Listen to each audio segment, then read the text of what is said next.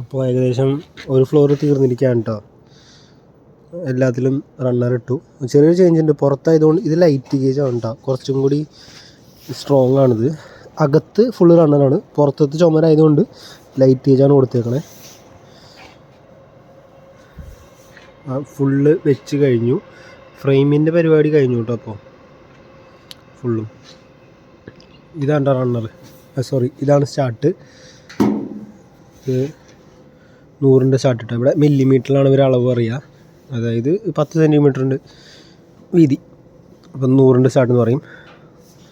പിന്നെ ഇത് light gauge, സൈഡിലത്തെ wall മൊത്തം, പുറത്തത്തെ എല്ലാം ലൈറ്റ് ഗേജ് ആണ് കേട്ടോ, കുറച്ചും കൂടി സ്ട്രോങ് ആണിത്.